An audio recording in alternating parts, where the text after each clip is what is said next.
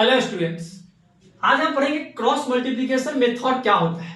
कैसे cross multiplication method के through हम लोग कोई भी दो पेयर ऑफ लीनियर इक्वेशन अगर दो वेरिएबल में है उसको सॉल्व करके एक्स एंड वाई का वैल्यू निकालते हैं। ठीक है, तो सबसे पहले जानते हैं कि बेसिक कॉन्सेप्ट क्या है इसके पीछे, फिर हम लोग एग्जाम्पल से समझेंगे कैसे सॉल्व होता है। तो कोई भी लीनियर इक्वेशन टू वेरिएबल में दो इक्वेशन दे दिया, एक क्या दे दिया a1x plus b1y plus c1 equal to 0, दूसरा दे दिया a2x plus b2y plus c2 equal to 0। a1 क्या है यहाँ पे x का कोफिशिएंट, a2 क्या है इस इक्वेशन के x का कोफिशिएंट, इस फर्स्ट इक्वेशन के y का कोफिशिएंट क्या है b1, b2 क्या है इस इक्वेशन के y के कोफिशिएंट, c1 और c2 क्या है कांस्टेंट टर्म्स है। ठीक है, अच्छा बेसिकली ये होता है बेसिक फॉर्मूला है, यानी ये आपको याद करना है कि इन दोनों इक्वेशन से के हेल्प से हम लोग डायरेक्ट ये लिख सकते हैं एक्स वाई, इसी को बोलते हैं cross multiplication method. Cross multiplication method यही होता है। कैसे करेंगे, पहले एक्स लिखते हैं जो वेरिएबल एक्स वाई और कांस्टेंट का 1 हमने मान लिया, x upon b1c2 minus b2c1, x upon b1c2 minus b2c1 equal to y upon c1a2 minus c2a1 equal to 1 upon a1b2 minus a2b1। अब यहां थोड़ा कंफ्यूजिंग है कि अभी कैसे याद रखे कि b1c2 माइनस ये टर्म ये डायरेक्ट हम लोग याद नहीं रख सकते हैं, इससे क्या होगा गलत होने का चांस ज्यादा है। उससे बढ़िया क्या एक ट्रिक है, इस ट्रिक के हेल्प से ये याद करने का जरूरत भी नहीं है, हम लोग डायरेक्ट ये इक्वेशन डायरेक्ट लिख सकते हैं। कैसे, सो देखिए सबसे पहले क्या क्या इसमें कौन कौन सा वेरिएबल है, एक्स वाई और एक कांस्टेंट। तो एक्स वेरिएबल जो वेरिएबल दिया हुआ है एक्स लिख लिया हमने, वाई लिख लिया और 1 लिख लिया कांस्टेंट, जैसे इसमें भी है एक्स वाई 1। अच्छा एक बस मात्र एक याद रखना है 2 3 1 2, 23 12 भी बोलते हैं हम लोग इसको 23 12। ये 2 क्या, ये सब टर्म है 2 3 1 2, ये सब क्या है टर्म है, ये भी टर्म है, ये भी टर्म है और ये भी टर्म है। ये second term, third term, first term, second term, 23 12 यानी second term, third term, first term, second term. तो अब इसके नीचे क्या करेंगे, सेकेंड टर्म, दोनों इक्वेशन के सेकेंड टर्म का कोफिशिएंट लिख लेंगे। सेकेंड टर्म क्या है यहाँ पे, ये y वाला टर्म, इसी को सेकेंड टर्म बोलेंगे, first term, second term, third term, ये टर्म विद साइन लिखेंगे हम लोग। ठीक है, अब सेकेंड टर्म क्या है इसका कोफिशिएंट, इसका कोफिशिएंट b1 तो b1 लिख दिया, इसका कोफिशिएंट b2 तो हमने इसके नीचे b2 लिख दिया। सेकेंड टर्म दोनों इक्वेशन के सेकेंड टर्म का कोफिशिएंट लिख दिया। अब क्या है थर्ड टर्म, दोनों इक्वेशन के थर्ड टर्म का कोफिशिएंट लिख देंगे c1 c2। ठीक है, दोनों इक्वेशन के थर्ड टर्म का कोफिशिएंट हमने लिख दिया, थर्ड टर्म लिख दिया यहाँ पे। फिर दोनों इक्वेशन का फर्स्ट टर्म लिखेंगे, फर्स्ट टर्म का कोफिशिएंट लिखना है। ठीक है, तो फर्स्ट टर्म, ये फर्स्ट टर्म, इसका कोफिशिएंट क्या है a1 तो a1 यहां पे लिख दिया, इसका कोफिशिएंट a2 तो हमने यहां पे a2 लिख दिया। ठीक है, फिर अब दोनों इक्वेशन के सेकंड टर्म का कोफिशिएंट लिखेंगे, तो सेकंड टर्म ये है, इसका कोफिशिएंट क्या है सेम यही होगा b1 एंड b2। ठीक है, तो इसी तरीके से ऐसे कोफिशिएंट लिख लेंगे। क्या है बस याद क्या रखना है 23 12, यानी पहले सेकंड टर्म का कोफिशिएंट, फिर थर्ड टर्म का कोफिशिएंट, फिर फर्स्ट टर्म का कोफिशिएंट, फिर सेकेंड टर्म का कोफिशिएंट। ठीक है, उसके बाद क्या करना है ऐसे एक्स वाई 1 फिर से लिख लेना है। अब तीनों में क्या करना है डिवाइड का साइन दे देना है, एक्स अपॉन, इसको क्रॉस मल्टीप्लिकेशन करते हैं, यानी कि इसको मल्टीप्लाई करके माइनस कर देंगे इसको, इन दोनों को मल्टीप्लाई करेंगे तो b1 c2 minus b2 into c1 minus b2 into c1। Same इसमें भी y अपॉन, इन दोनों को मल्टीप्लाई करके इन दोनों को भी मल्टीप्लाई करके माइनस करना है c1a2 माइनस c2a1, फिर 1 अपॉन, अब इन दोनों को मल्टीप्लाई करते हैं a1b2 माइनस a2b1। क्या करना है जस्ट सिंपली हमने कोफिशिएंट लिख लिया, क्रॉस मल्टीप्लाई कर लेना और माइनस का साइन बीच में दे देना है। ठीक है, तो इतना याद करने से बढ़िया है कि सिंपल क्या याद रख ले 23 12 याद करने से क्या होगा 23 यानी 2 यानी सेकेंड टर्म का कोफिशिएंट, 3 यानी थर्ड टर्म का कोफिशिएंट, वन, वन यानी फर्स्ट टर्म का कोएफिशिएंट, टू यानी सेकेंड टर्म का कोएफिशिएंट, ठीक है। फिर उसको क्या करना है, x equal to y equal to 1 लिख के नीचे में क्रॉस मल्टीप्लाई करके माइनस कर देना है, b1 c2 minus b2 c1, c1 a2 minus c2 a1, 1 upon a1 ab2 minus a2 b1, ठीक है। ऐसे हम लोग ये बेसिक कॉन्सेप्ट और एग्जांपल करेंगे इस पे, ठीक है। आप लिखिए,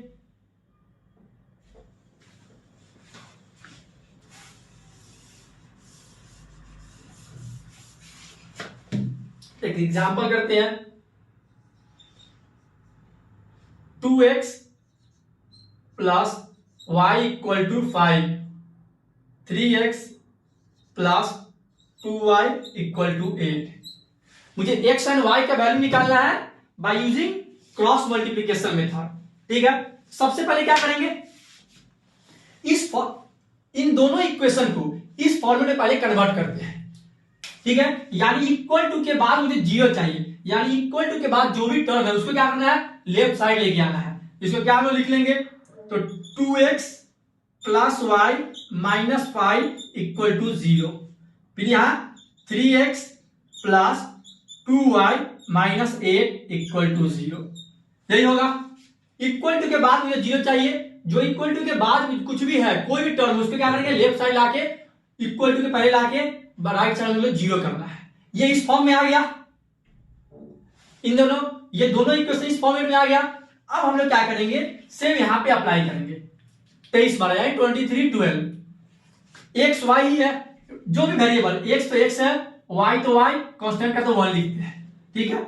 अच्छा अब हम लोग क्या लिख सकते हैं यहाँ पे, ठीक है, इसी के साथ में समझाने के लिए आप लोग यहां पे लिखते हैं b1, पहले b1 लिखना है, यानी ये y का कोएफिशिएंट कितना है, +1 तो 1, b2 यानी y का कोएफिशिएंट प्लस का 2 यानी 2, ठीक है। c1 क्या है, टोटल विथ साइन लेना है मुझे, तो माइनस का 5, ठीक है। c2 माइनस का 8, ठीक है। अब क्या है, a1 क्या है, +2, ठीक है। a2 क्या है, 3, तो प्लस का 3, साइन प्लस लिखे या नहीं लिखे, अगर नहीं लिखा फिर वो प्लस ही हुआ। b1 क्या है, 1, b2 क्या है, 2, सेम वही होगा, हमने ऑलरेडी पहले लिख रखा है b1 और b2 का वैल्यू। अच्छा अब क्या करेंगे, सेम अब इस पे एक्स वाई लिख के क्रॉस मल्टीप्लाई करते हैं, x अपॉन इन दोनों को मल्टीप्लाई करते क्या आएगा, 1 इंटू -8, ठीक है। 1 इंटू -8 तो -1 into -8 minus 2 into -5, 2 into -5 equal to y upon, अब इन दोनों को मल्टीप्लाई करते हैं, -5 into 3 -8 into 2 equal to 1 upon 1 plus 2 into 2 यानी 2 इंटू 2 माइनस 3 इंटू 1, ठीक है। क्या किया हमने, कोएफिशिएंट लिख लिया, फिर इसको x equal to y equal to 1 लिख के नीचे क्या करते हैं लोग, क्रॉस मल्टीप्लाई करके माइनस कर देते हैं, ठीक है। यहां तक लिखिए आप लोग।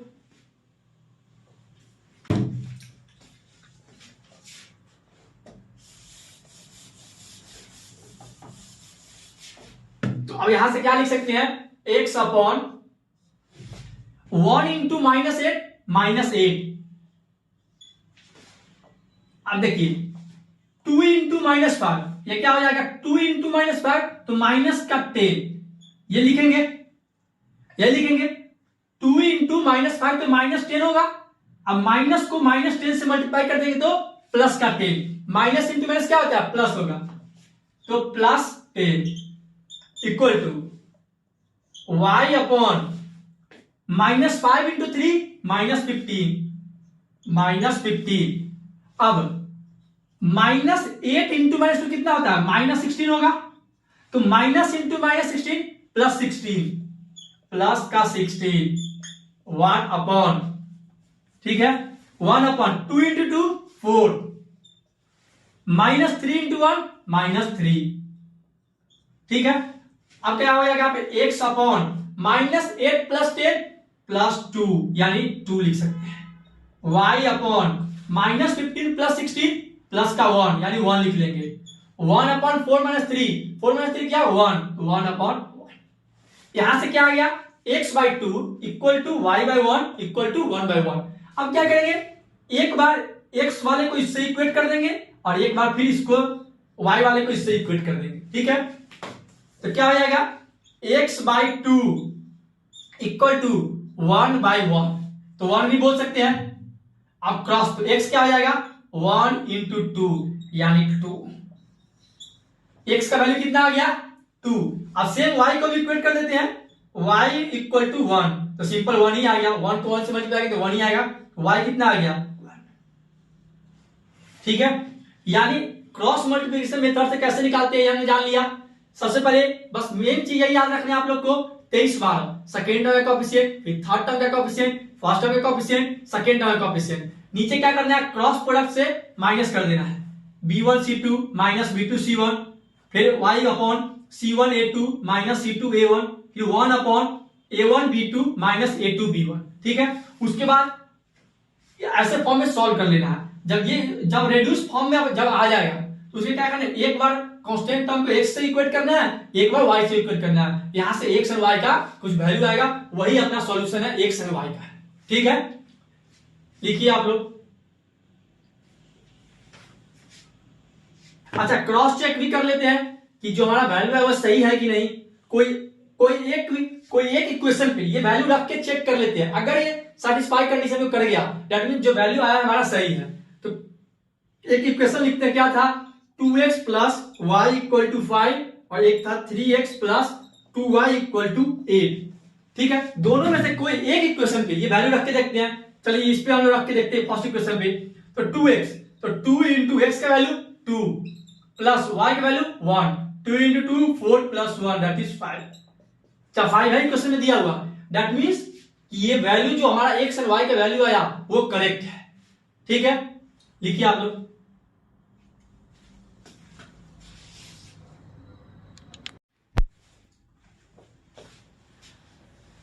अब हम लोग पढ़ेंगे unique solution, infinitely many solution and no solution का कंडीशन क्या होते हैं। अगर दो लीनियर इक्वेशन दो वेरिएबल में दिया हो, ठीक है, एक्स वाई में पेयर ऑफ लीनियर इक्वेशन अगर दो वेरिएबल में दिया हो, इन दोनों का कंडीशन क्या बनता है कि कब ये यूनिक सॉल्यूशन होगा, कब ये इनफाइनाइटली मेनी सॉल्यूशन होगा और कब ये नो सॉल्यूशन आएगा, ठीक है। इसका कंडीशन क्या कहता है कि अगर ratio a1/a2 not equal to b1/b2, अगर इसका रेशियो इन दोनों के रेशियो के बराबर नहीं है तो क्या होगा यूनिक सॉल्यूशन, यानी कोई एक जगह कट करेगा, ठीक है, कोई एक ही पॉइंट पे। अगर इन तीनों का रेशियो यानी a1/a2 equal to b1/b2 equal to c1/c2 अगर ये हो गया तो इनफाइनाइटली मेनी सॉल्यूशन होगा। कहने का मतलब ये कोइंसिडेंट लाइन कर देगा, एक ही लाइन पे दोनों इक्वेशन आएंगे, ठीक है। क्योंकि मेनी सॉल्यूशन करने का मतलब जैसे इसमें एक जगह का था, इसमें बहुत पॉइंट सेम हो जाएगा, ठीक है। ये तो मैक्सिमम इनफाइनाइट टाइम्स हो जाएगा, ऐसा तो नहीं कि एक ही टाइम्स कटेगा। मेनी सॉल्यूशन कहने का मतलब एक से बहुत ज्यादा यानी इनफाइनाइट टाइम्स ये सॉल्यूशन क्रिएट करेंगे, ठीक है।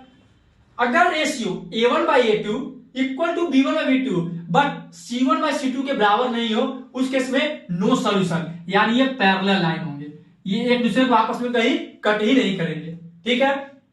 तो यूनिक सॉल्यूशन में क्या कंडीशन हो गया a1/a2 एंड b1/b2 का रेशियो इक्वल नहीं होगा। मेनी सॉल्यूशन का a1/a2 equal to b1/b2 equal to c1/c2, यानी इन तीनों के कोएफिशिएंट का रेशियो इक्वल होना चाहिए, तो हो गया इनफाइनाइटली मेनी सॉल्यूशंस। अगर इन दोनों के इक्वेशन का रेशियो इन दोनों के रेशियो इक्वल टू इन दोनों का रेशियो अगर हो गया यानी a1/a2 equal to b1/b2 but c1/c2 के बराबर नहीं है तो क्या होगा उस केस में नो सॉल्यूशंस, ठीक है। लिखिए आप लोग।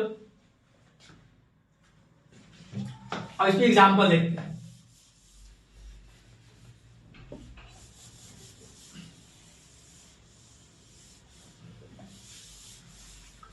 एक एग्जांपल कह रहा है, दो इक्वेशन दे दिया के एक्स प्लस 3y माइनस के माइनस 3 इक्वल टू 0।